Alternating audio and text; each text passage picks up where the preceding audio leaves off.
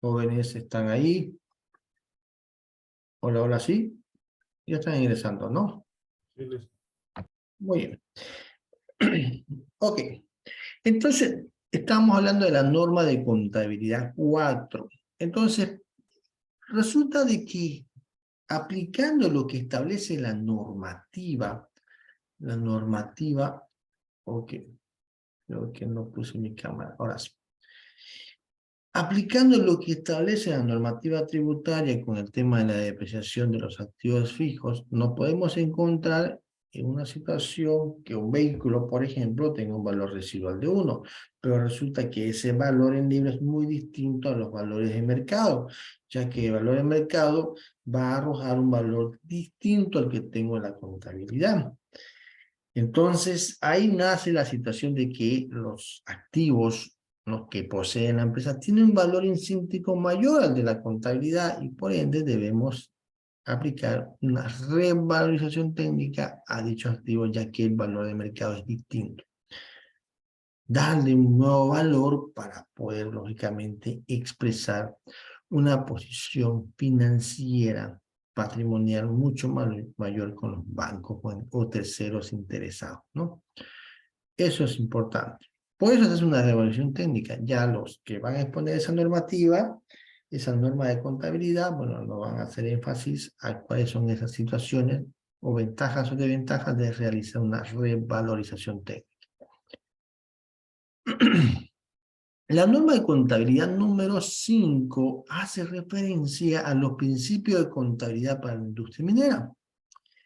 Fíjense que esta norma es específica para este sector, ya que el sector de la minería es muy importante en nuestro país, ya que Bolivia, en este caso nuestro país, es un país que lidera, o en realidad que su Producto Interno Bruto está prácticamente conformado como principal fuente de financiamiento el tema de la exportación de minerales.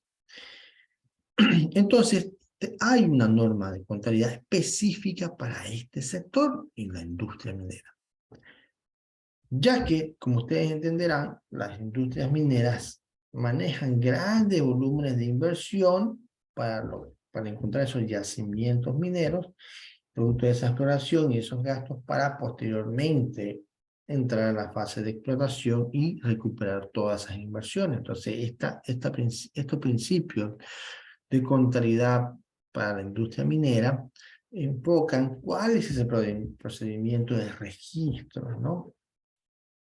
Y cuál va a ser el procedimiento de agotamiento por parte de ese yacimiento minero. Bueno, hablamos también de conceptualizaciones y demás específicas para ese sector. Como nosotros estamos en Santa Cruz, el tema de las empresas mineras son muy pocas, ¿no? O sea, y como son muy pocos grupos, no creo que expongan esta norma. Vamos a... Listo. ¿Qué más? Norma de contabilidad 6, tratamiento contable de diferencias de cambio y mantenimiento de valor, revisada y modificada. A igual que la norma de contabilidad 3, la norma de contabilidad 6 fue revisada y modificada. ¿Producto de qué? Producto de que en realidad, ¿no?, en nuestro país se adoptó otro parámetro para medir y realizar el mantenimiento de ciertos valores, ¿no?, con relación a lo que anteriormente se utilizaba. Si ustedes recordarán, antes, bueno, no sé si, pero antes de que se creen las unidades de fomento de la vivienda y sean indicadores para poder, en este caso, reexpresar los estados financieros a moneda constante producto de la inflación, se tomaba como referencia la cotización del peso boliviano con relación al dólar. Ese era el parámetro para poder reexpresar los estados financieros. Lo que pasa es que utilizar la cotización del boliviano con relación a la moneda extranjera, el dólar, Bueno, ya no fue eficiente porque el tipo cambiario fue estático, ¿no? Entonces los estados financieros no estaban siendo reexpresados adecuadamente producto de esa inflación. Y nadie puede negar de que existe inflación. Por eso de que se adoptó o se creó, lógicamente, otro indicador para poder considerar justamente esta reexpresión y poder realizar este mantenimiento de valor para temas tributarios. Ojo que el mantenimiento de valor solamente aplica para temas tributarios. Hay una modificación sustancial en lo que es la norma de contabilidad 3 y 6, ya que se crearon cuentas, se suprimieron cuentas, entonces también sería interesante de que el grupo que ponga estas normas pueda hacer referencia y mencionar cuáles fueron esas modificaciones al momento de la revisión, ¿no?, de estas normas de contabilidad 3 y 6, porque las dos son casadas, no es que cada una vaya por su lado, o sea, las dos tienen similitudes y se aplican, lógicamente, desde el punto de vista de la reexpresión y la aplicación y el registro de estados financieros en función a esas dos normas que son importantísimas. La norma de contabilidad 7 habla sobre la evaluación de inversiones permanentes. A ver, esta norma hace referencia a lo relacionado con las inversiones que realiza la organización, la empresa en realidad. Estas inversiones enfocadas en lo que son inversiones permanentes, que generalmente son inversiones en otras instituciones en las cuales la empresa invierte en acciones. Pero la pregunta aquí es fundamental preguntarse si la empresa tiene el control total o no. Si la empresa dentro de esta inversión tiene control total, pues tiene, en este caso, poder de decisión, que al existir ese poder de decisión en esta inversión permanente, pues lógicamente estaríamos hablando de una empresa relacionada. Y bajo esa situación estaríamos hablando de que los estados financieros deberían consolidarse con relación a esta inversión permanente. Debe haber una consolidación en lo que es la expresión de estos estados financieros.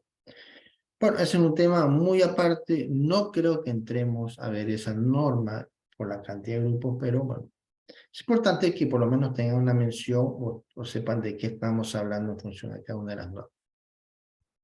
La norma de contabilidad 8 hace mención a la consolidación de estados financieros. Esta norma habla de cuáles van a ser los procedimientos para consolidar estados financieros, entendiéndose de que esta empresa pertenece a un grupo financiero, un grupo empresarial, donde existe diferentes empresas que se dedican a diferentes actividades o rubros, pero que pertenecen a un grupo comercial. Por ejemplo, estaríamos hablando de las entidades bancarias, que son los que han creado un grupo de empresas. Tienen la entidad bancaria como tal, tienen una aseguradora que presta servicio a la misma entidad bancaria y que también vende servicios de seguro. Tienen también otra entidad denominada a inversiones SAFI, ¿no?, en el mercado de valores, ¿no?, que prometen una rentabilidad fija, ¿no?, con un bajo nivel de, en este caso, de riesgo, en el cual te garantizan cierta rentabilidad, que también pertenece al grupo empresarial. También podemos hablar de una empresa de este grupo empresarial que se dedique a emitir certificados de garantía prendaria de inventarios como los Warrant, ¿no? Entonces, todo este grupo de empresas, por pertenecer a un grupo comercial, deben consolidar sus estados financieros para obtener un solo estado financiero de todo el grupo comercial. Entonces, esta norma de contabilidad 8 habla sobre esos lineamientos para consolidar estos estados financieros, ¿no? Identificar cuál es el estado financiero expresado consolidado de todas estas empresas que corresponden a diferentes empresas y diferentes tipos. Que es más, pueden en realidad que tienen un NIC diferente y que tributan independientemente, pero que es necesario por temas de análisis consolidar estados financieros en uno solo, de todo el grupo comercial.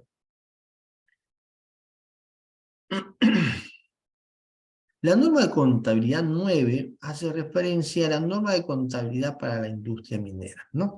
Esta norma es específica para la industria petrolera, este sector también de la economía que se dedica a la explotación de este recurso natural no renovable, ¿no? Que prácticamente es agotado. Esta norma es específica ya que habla sobre el tema de la exploración, cuál va a ser el tratamiento contrario en la fase de exploración, explotación, cuáles son esos costos incurridos en la etapa de, qué sé yo, de análisis de tierra, en la parte de desmontaje, desmonte, bueno, todos esos gastos que se van a incurrir y que posteriormente van a estar refrendados en la contabilidad para una amortización del mismo, producto de qué, de un agotamiento, ¿no? Por ejemplo, ¿qué pasa si esa empresa industrial petrolera hizo una erogación de dinero y dentro del proceso de análisis de los suelos identifica de que la reserva encontrada no es la suficiente para cubrir sus costos fijos? Si hay bienes, hay, pero no es suficiente, entonces, lógicamente, no es rentable. Y la pregunta es, ¿qué hago ahora yo con todos esos gastos incurridos? ¿Voy a amortizar o voy a directamente castigar al 100% para generar una pérdida significativa y que, bueno, lógicamente no pueda tributar y que la administración tributaria o el Estado, bueno, establece un procedimiento para este tipo de industria? Bueno, también existe una norma de contabilidad específica para este sector de empresa. Ok, la norma de contabilidad 10 habla del tratamiento contable de los arrendamientos. Imagínense, ¿qué es un arrendamiento? Es el alquiler. Pero este tipo de arrendamiento no está enfocado al alquiler tradicional que conocemos, sino que es un arrendamiento financiero. Este arrendamiento, que si bien corresponde al pago de un canon del alquiler por ese producto o ese bien, tiene una cláusula adicional que sería prácticamente la opción de compra. Esta norma establece ciertos procedimientos y registros, pero de ambos lados, del arrendatario y del arrendador, ¿no? ¿Cuáles van a ser sus registros contables? ¿Quién se beneficia del bien? ¿Quién tiene derecho a la depreciación de ese bien y asumir como costo de depreciación? ¿O el arrendador o el arrendatario? Bueno, todo eso lo establece esta norma de contabilidad 10, es un caso específico. La norma de contabilidad 11 habla sobre la información esencial requerida para la adecuada exposición de los estados financieros. Esta norma hace mención a cuáles son esos requerimientos apropiados o adecuados para exponer los estados financieros a una fecha determinada, ¿no? Esa información ideal. Estamos hablando de todo lo que ha ido generando la empresa a través de los registros contables, producto de sus operaciones normales, ¿no? Y que toda esa información que se ha ido registrando es esencial. ¿Para qué? Para emitir esos estados financieros, ¿no? Entonces, aquí también hablamos de todos esos procedimientos importantes para poder llegar a los estados financieros que van a ser emitidos y presentados, ya que hay terceros interesados, ¿no? O sea, no solamente los interesados en los estados financieros son los socios, que si bien ellos sí les interesa porque necesitan saber si hubo rentabilidad o no en ese periodo fiscal, pero también le interesa los estados financieros a quién, a la administración tributaria. ¿Para qué? Para que efectivamente la empresa tribute por el impuesto correspondiente. También hay terceros interesados como quienes, los proveedores, ¿no? Que me dan crédito y quieren saber si efectivamente estoy generando un margen de utilidad y que tengo la solvencia patrimonial para poder cumplir con ese compromiso que quiero con él. Las entidades bancarias igual son interesadas en los estados financieros, ya que los estados financieros le van a ayudar a hacer un análisis financiero de la capacidad de pago en el caso de que la entidad necesite un apalancamiento financiero por parte de una entidad bancaria. Entonces, Esos serían los interesados, los socios, sí, interesados, los trabajadores. Alguien puede decir, el trabajador, el empleado, ¿le interesa el estado financiero? Sí, le interesa. ¿Por qué? Porque quiere saber si hay utilidad para recibir primas, en el caso de que la empresa pague. Y ojo, hay empresas que no pagan las primas y tuvieron utilidades, ¿no? Y estarían incumpliendo, lógicamente, con lo que establece la normativa. Pero también les interesa porque los trabajadores necesitan saber que están trabajando en una entidad que tiene proyección de negocio, pues, ¿no? Entonces, también es importante para ellos. La norma de contabilidad 13 hace mención a los cambios contables y su exposición. ¿Cuáles pueden ser esos cambios y cómo lo vamos a exponer? Dentro del proceso de registro contable, podemos aplicar cambios, estos cambios en el proceso de registro. Por ejemplo, yo como empresa puedo aplicar en lo que es el método de depreciación de activos fijos, el método lineal que establece la normativa, ¿no? Que es el que está autorizado. Pero yo, producto de mis necesidades del sector, puedo decir, pero el método lineal no es eficiente, ¿no? No guarda relación con la realidad actual. Es más, si soy una empresa manufacturera, necesito ser eficientes en la determinación de mis costos de producción. Y considerar una depreciación lineal, o sea, porcentual, anual, va a alterar y mucho más si en un momento determinado produzco menos de la cantidad que necesito producir, producto de una temporada baja y demás, entonces mis costos se van a disparar. Si yo tramito ante la administración tributaria el uso de un método de depreciación distinto al que establece la norma y que ha sido aprobado, debo reflejarlo y exponerlo en las notas a los estados financieros, ¿no? Pues se llama, debo revelar esa situación, ese cambio contable. Porque voy a decir, ok, antes utilizaba el método lineal y ahora utilizo, qué sé yo, horas de trabajo, horas máquinas, ¿no?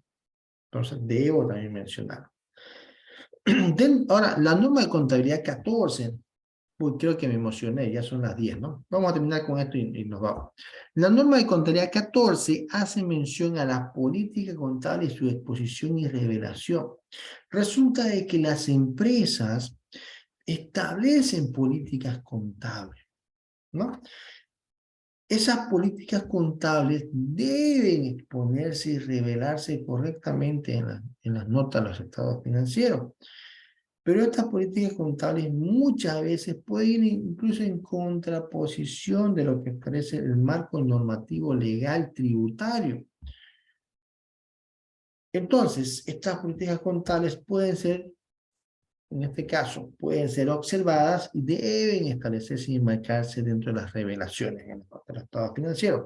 Alguien por ahí decía, y esto es un caso que ha pasado, un, un gerente financiero, después de hacer un previo análisis, determinó él que las ventas, ¿no?, que él realizaba en cada periodo equivalían a un 80%, el 80% de todas sus operaciones de venta. Es decir, él otorgaba crédito. Si vendía 1.800 pesos de crédito y apenas 200 le entraba por ventas al contado. Pero él decía, bueno, yo tengo que emitir una nota fiscal y tengo que liquidar el IVA el próximo mes hasta el 15, a partir del 13 hasta el 22, ¿ok? Pero yo he dado créditos por 60 días, ¿sí? Entonces ese dinero me va a entrar aquí a 60 días, aquí a 2 meses. ¿De dónde voy a conseguir ese dinero para pagar el impuesto si no lo he recibido? Dentro de su lógica, y decía, ok, muy bien, entonces colocamos como política contable de que la nota fiscal se emite cuando se cobra el producto, ¿no? Es decir, a los 60 días. Ok, puede ser una política contable, sí, efectivamente, una política administrativa, contable que establece el gobierno corporativo, pero eso está en contraposición de lo que establece la normativa tributaria.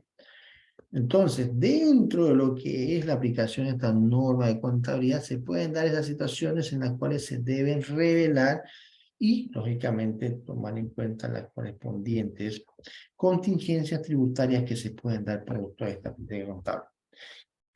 Bueno, a eso se referirían las 14 normas de contabilidad, grandes rasgos. O sea, ojo, vamos a entrar en la ronda de posiciones a ver un poco más profundo las normas que nos interesan, pues, ¿no?